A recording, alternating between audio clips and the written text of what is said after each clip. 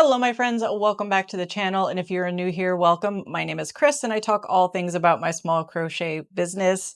We're going to have a quick video this week. The last couple of weeks have been pretty hefty with all of the calculations and the market and everything like that. So I could use a little bit of breather, and maybe you could too. I don't know. I have some other things coming down the road that I want to work on. And yeah, I just figured we'll do a quick update this week. I'll show you what I've made. We'll talk a little bit about next week, and we'll go from there. So the first update is about Hera. If you watched my video last week, she decided to eat some of my mini bee bodies before they were stuffed and had eyes and all that good stuff. And I'm happy to report that she is absolutely fine. The bees have left the hive, so to speak. She's doing well, so if you were concerned, she's all good. Last week, I mentioned that my goal for this week for the market was to prepare 20 mini bees and to have 3 to 5 of what I would call my full-size sitting bees. So I'm happy to report that I was able to accomplish that. This is the free pattern by Fami Crochet on Instagram, and I love this bee pattern because it's a little different from your standard bullet bee. It works up super quick and is just adorable. I always attach my wings where the color change happens because I just feel like it just kind of disguises it a little bit. The first time that I made these in the mini version, I literally did invisible color changes and it's very time consuming. So on a bigger make, it would make sense. But for these guys, they are just going to be disguised with having their wings sewn on where the color change occurs. But yeah, these are super quick. The only sewing that you have to do with this is sewing the wings on. You technically make the antenna separately and then attach them either kind of sewing or whatnot. But what I do is I just pull this end through here, this end through here. I tie it in a knot and then I tuck it in. So I just use my crochet hook for that. You could surface crochet this just as easily if you find that faster, but I just like to batch make all the pieces and then put them all together. This is made with Bernat blanket, a 6.5 millimeter hook and 12 millimeter safety eyes. So I have 5 of these guys that I won't be able to hold all at once. Here's the other 2 for my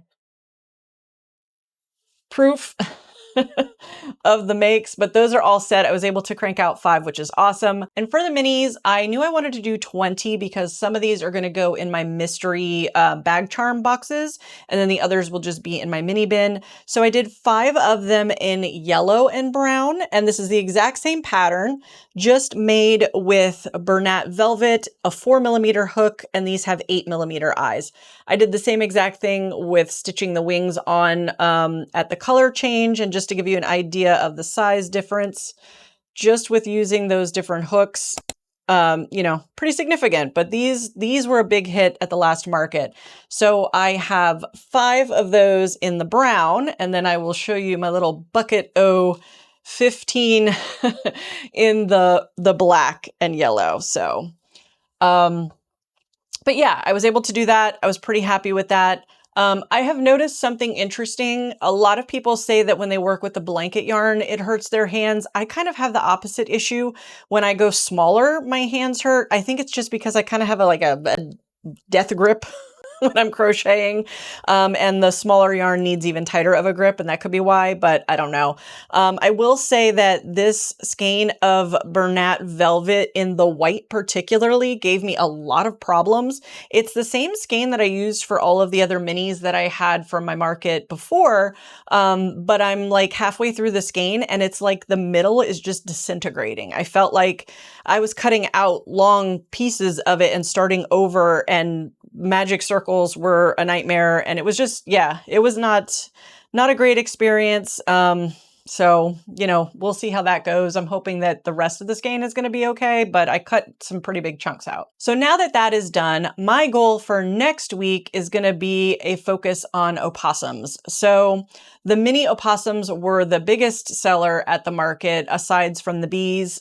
People really loved those, but the opossums aren't part of the mystery bag charms. So I'm aiming for 15 of those, and then I want to make 10 other other larger opossums. So I recently purchased the pattern from QB Crochet. I love her rat pattern. So similar to that size, she has a baby and she has the full size. So similar to the baby rat and the full size rat, I bought the patterns for the baby opossum and the regular size opossum. So I'm thinking that I want to try to make 5 of each of those at least, along with the 15 minis.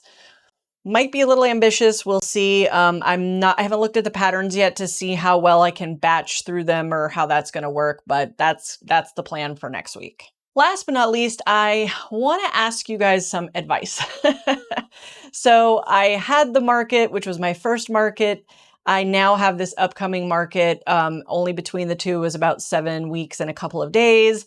And I heard about another market that I'm really interested in. It's December 5th and 6th, and it's in the same convention center as the first market. But it's just a different, host or whatever they call that, the organizer for the market. But apparently the buzz around town is that market has even more traffic than the first one. Now, my dilemma is I don't know what this other market is going to be like. It'll be my first outdoor market, the one that's coming up. It is, I think, going to be smaller. It's free. It's an outdoor craft show type thing.